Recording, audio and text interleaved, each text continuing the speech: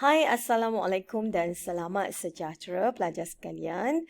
Okey, hari ini kita nak ulang kaji sikit. Kita nak belajar tentang perniagaan tingkatan 4, bab 3 iaitu penetapan visi, misi dan objektif perniagaan.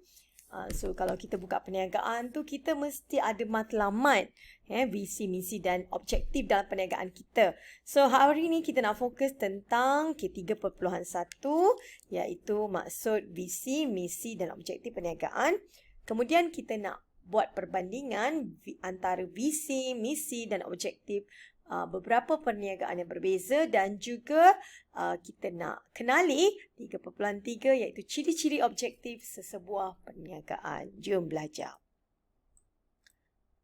Baik, penetapan visi, misi dan objektif perniagaan ni, okey, kita akan belajar tentang maksud dia dulu. Maksud visi tu apa, misi tu apa dan objektif tu juga apa. Kemudian kita nak tahu tentang perbandingan visi, misi dan objektif perniagaan beberapa perniagaan yang berbeza. Kemudian kita nak tahu tentang ciri-ciri objektif perniagaan, kemudian tujuan kenapa nak tetapkan penetapan visi, misi. Ini semua ada dalam bab 3. Penghasilan visi, misi dan objektif perniagaan, kesan kepada perniagaan akibat jika kita gagal mencapai matlamat dan objektif perniagaan, faktor lain yang mempengaruhi perubahan visi, misi dan objektif perniagaan dan juga pencapaian visi, misi dan objektif dalam sesebuah perniagaan. Baik, okey, kita kenal dulu apa itu yang dikatakan visi, misi dan juga objektif. Okay, topik ni kamu boleh tengok dalam buku teks kamu bermula muka surat 123 dan untuk hari ni kita akan cover sehingga muka surat 130 tu Jadi kita kenal dulu kalau kita dalam kita buka satu-satu perniagaan, okay, kita mesti buat visi dulu. Visi ni macam matlamat. Matlamat syarikat kita ni buka untuk apa? Okey, apa itu yang dikatakan visi? Visi ialah penetapan perancangan. Okey, perkataan ni boleh kategori sebagai keyword lah, kata kunci yang penting kamu mesti ingat, iaitu penetapan perancangan yang melibatkan fokus dan juga perancangan jangka masa panjang. Ini juga keyword kalau keluar dalam soalan objektif yang mana satu visi, kalau adalah clue dia merupakan perancangan jangka masa panjang, itu visi lah tu Dan visi ni dia merupakan menjadi panduan untuk membuat keputusan dan juga tindakan. Ini juga yang kita boleh tulis dalam esei. Kalau katalah apa itu visi? Visi tu ialah penetapan perancangan jangka masa panjang dan dia juga merupakan satu panduan untuk membuat keputusan dan tindakan serta memastikan hala tuju perniagaan berada di landasan yang tepat. Bermaksud macam cita-cita kita, matlamat kita jangka masa panjang. Contohlah kalau kamu sekarang, contoh kamu berhasrat lah satu masa kamu nak buka satu perniagaan sendiri dan perniagaan tu kamu nak buka perniagaan kedai buku contohnya. Dan kenapa kamu nak buka kedai buku contohnya?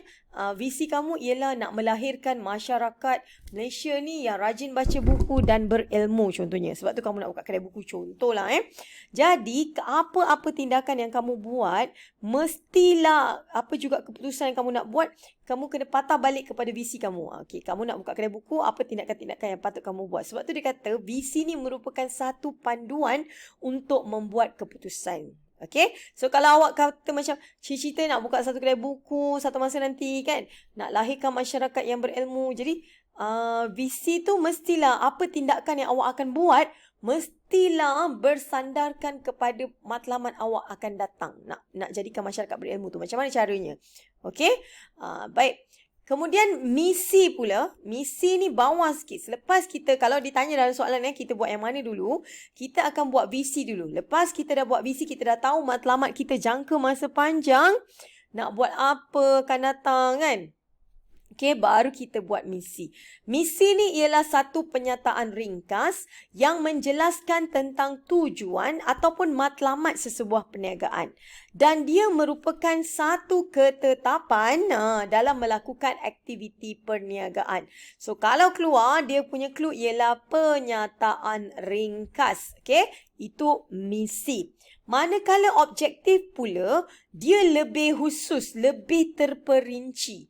Okey, So, objektif ialah pembentukan maklumat yang lebih khusus dan sasaran boleh diukur bagi membantu pencapaian tujuan organisasi. So, objektif ni dia lebih spesifik. Kita nak apa Dan dia punya kata kunci ialah maklumat yang lebih khusus. Okey. Contohlah macam tadi kalau kita kata kita punya matlamat, kita nak buka kedai buku, nak melahirkan masyarakat yang berilmu. So, dia punya misi pula apa kita nak buat untuk nak lahirkan masyarakat tu. Kita kena ada kedai bukunya, lepas tu kita dapatkan supplier yang bagus. Okay. Apa objektifnya? Objektif ni lebih spesifik. Okay, kita kena pastikan kedai buku kita tu dipenuhi dengan buku-buku yang memang dapat menarik minat pembaca kan. Buku-buku yang betul-betul menambah ilmu. Barulah dapat lahirkan masyarakat yang berilmu.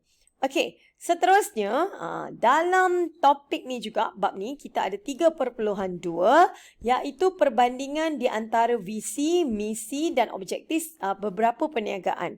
Okey, seperti yang kita sedia maklum sebelum ni kita dah belajar, organisasi perniagaan ada 2.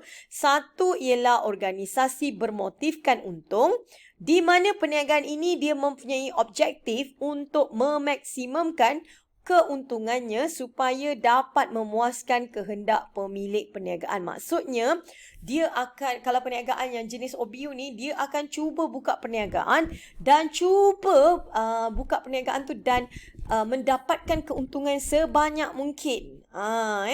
Supaya dapat memuaskan kehendak pemilik perniagaan tu, sebab dia berniaga memang nak untung. So, kalau keluar dalam soalan pula, kalau perniagaan yang jenis OBU ni didaftarkan di mana? OBU perniagaan yang macam contohnya milikan tunggal, perkongsian, itu semua OBU kan? Okey. Itu semua didaftarkan di bawah Suruhanjaya Syarikat Malaysia ataupun short formnya ialah SSM. Okey. Apa konsep perniagaan OBU ni? Entiti perniagaan berbeza tertakluk kepada undang-undang yang berbeza. Maksudnya setiap perniagaan tu dia punya ciri-ciri dia berbezalah tertakluk kepada undang-undang. Okey. Baik. Ini ialah contoh perniagaan